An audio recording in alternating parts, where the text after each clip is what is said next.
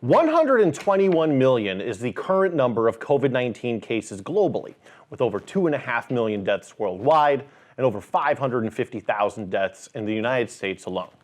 My name is Lou Stadler. I am both a communication and philosophy student at Florida International University.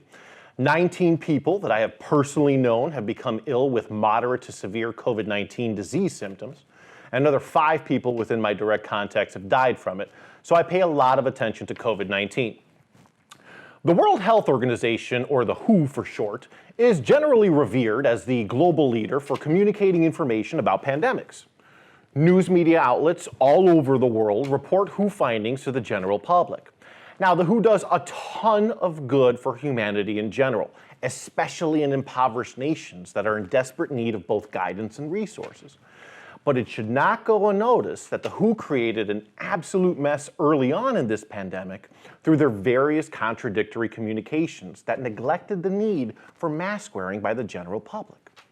So let's take a look at factual, chronological examples of what the WHO communicated during the first half of 2020, along with how this information was disseminated by the news media, and then examine what should have been done differently.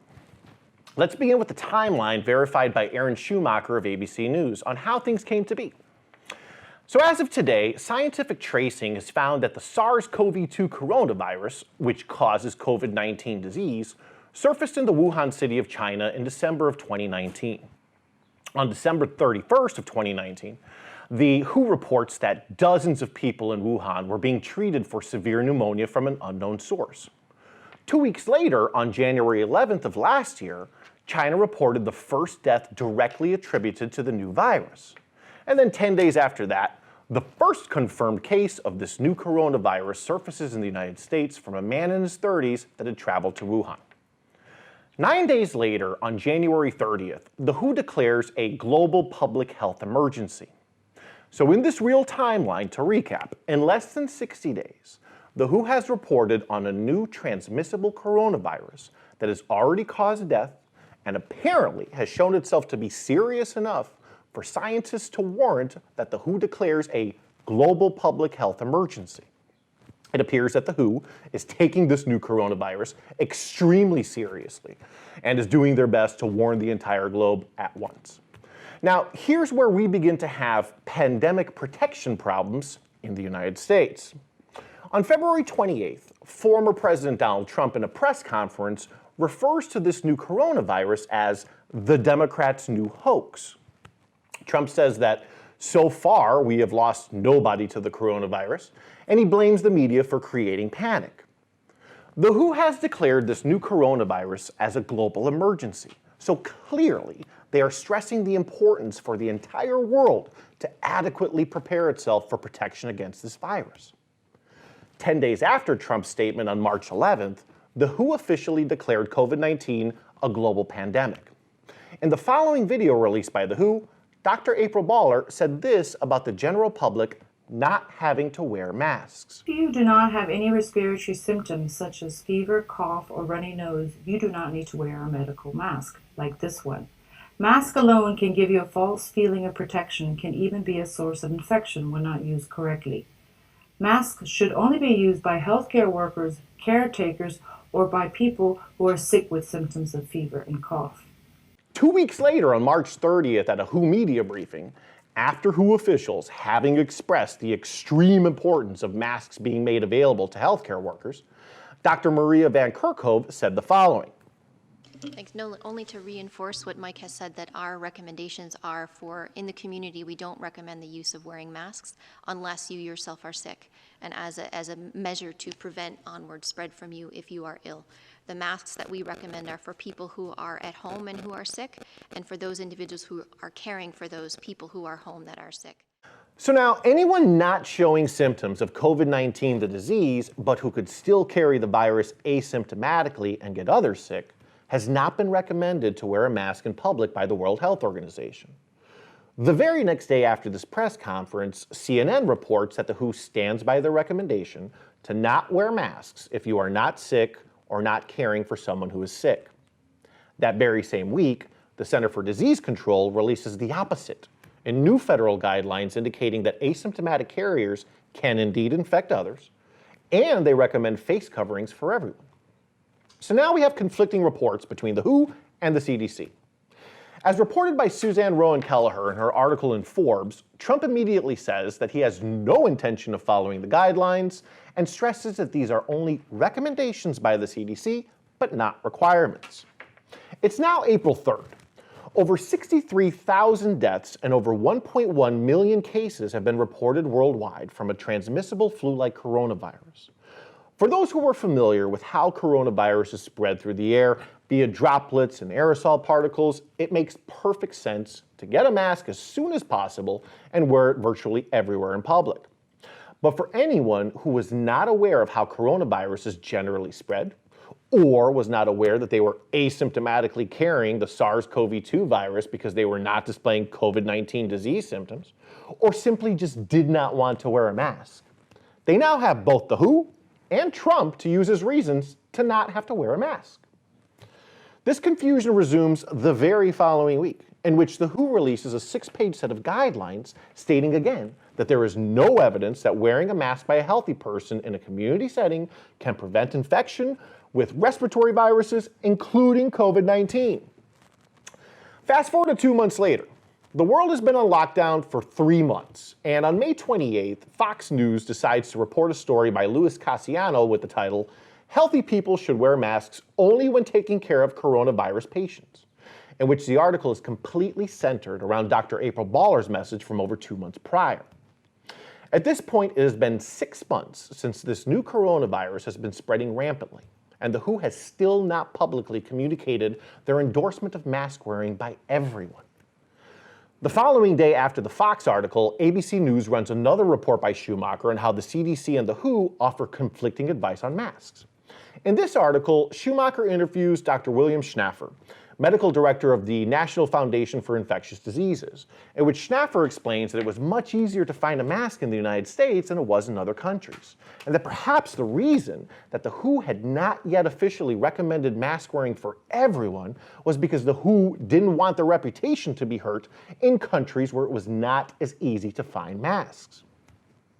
In a New York Times article by Apoorva Mandavilli on June the 5th, she reported on the newly released WHO interim guidance on advice of mask wearing, in which the WHO finally endorsed masks in specific situations, but they did so reluctantly, saying that the usefulness of face masks was not yet supported by high-quality medical evidence. To be clear, this isn't one paragraph that got taken out of context from this entire guidance report, as the WHO not only makes the statement twice on the same page, but they also go on to list 5 potential benefits or advantages for healthy people wearing a mask, while listing 11 potential harms or disadvantages in doing so as well. The WHO even goes so far as to explicitly state that mask wearing has proven to be successful in helping against protection against the flu, but not against COVID-19. Now, even though the WHO has finally made even the weakest endorsement for the general public to only consider using masks in specific situations, 3 days later on June 8th at the next WHO Global Briefing, Dr. Van Kerkhove of the WHO states that it is still rare that an asymptomatic person can actually transmit the virus to someone else. The second part of your question is what proportion of asymptomatic individuals actually transmit?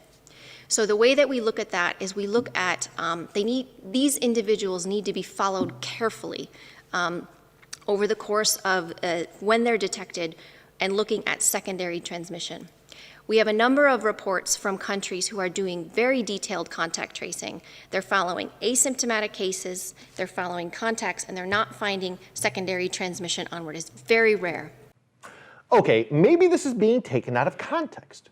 Does she repeat this at all? It still appears to be rare that an asymptomatic individual actually transmits onward. Okay, maybe the second time she said it, she didn't actually mean it. But from the data we have, it still seems to be rare that an asymptomatic person actually transmits onward to a secondary individual. Never mind. 3 times in 2 minutes seems pretty damn clear. This leads to a huge uproar from the globe, as there have been millions of people all over the world that have not shown any symptoms of COVID-19 while still being in lockdown. Almost the entirety of the scientific community has been stating the need for universal mask wearing. And here in the US, we're in a politically fueled debate about the importance of mask wearing for the general public, without having a solid resolution from the WHO to emphasize the importance of mask wearing by everyone. The ensuing backlash results in Dr. Van Kerkhove contradicting herself the very next day in a YouTube Q&A. Van Kerkhove begins her damage control from her previous statements with the following.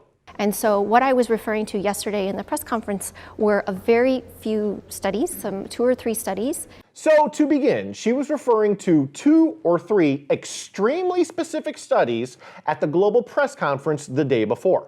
It gets better. And so I was responding to a question at the press conference. I wasn't stating a policy of WHO or anything like that. I was just trying to articulate what we know.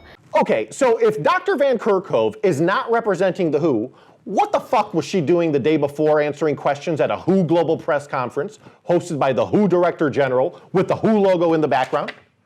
She goes on to clarify her comments from the day before in question. What I didn't report yesterday was, because this is a major unknown, because there's so many unknowns around this, some groups, some modeling groups have tried to estimate what is the proportion of asymptomatic people that may transmit. And these are estimates. And there's a big range from the different models, depending on how the models are done, and where they've done, from which country. But some estimates of around 40% of transmission may be due to asymptomatic. So that's what she forgot to mention, that potentially 40% of transmission of this coronavirus was caused asymptomatically by people who have the virus. At this point, news outlets globally are reporting WHO contradictions. WION News, the largest cable-based news channel in India, released a story by Palki Sharma called "Confusion in the Time of Coronavirus, WHO is a poor example to follow."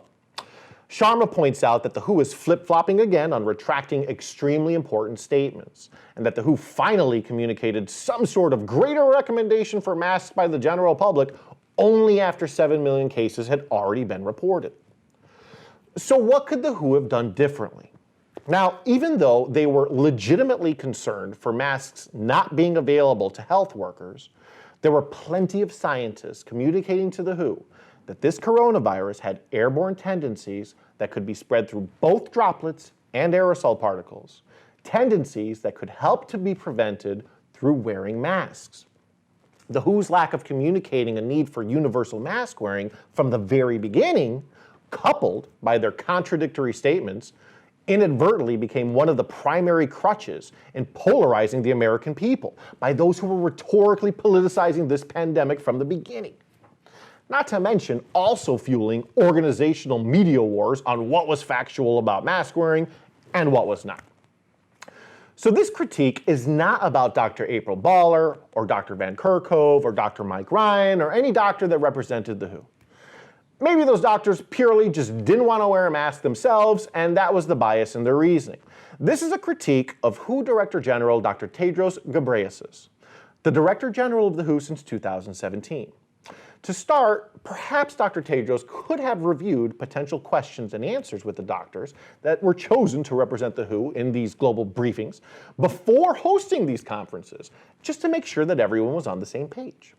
Now, if they were already doing that, then why all the backtracking afterwards? Dr. Tedros, why was universal mask wearing not endorsed from the beginning of this pandemic? All of the indications were there from the beginning that this was a novel, transmissible coronavirus causing hyper-flu-like symptoms, resulting in death.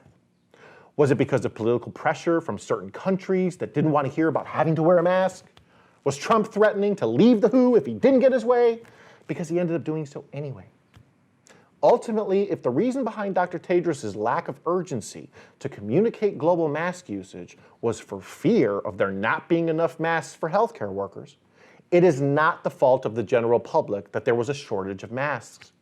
If the WHO had recommended that everyone should stay indoors until enough masks were made available for frontline workers, and that the general public would need to wear masks if they went outdoors afterwards, this would have been a much more accurate and truthful statement from the beginning, and it would have also helped to curb any politicized nonsense about there not being a need to wear masks. As I stated in the beginning, the WHO does an amazing amount of philanthropic work throughout the world, and they deserve genuine, sincerest appreciation for all of their efforts. But the H in WHO stands for health, not for humanitarian. We needed to be guided by the world's foremost reference on health in all aspects of what we could do to avoid getting sick before this pandemic spread like wildfire. It took the WHO almost a full year to properly recommend universal mask wearing. Had the World Health Organization been truthful all along, they would not have lost any credence, and the spread of this coronavirus would have been much more contained. I'd like to thank you for watching this today, and as always, I encourage you to please fact check the references that I use today.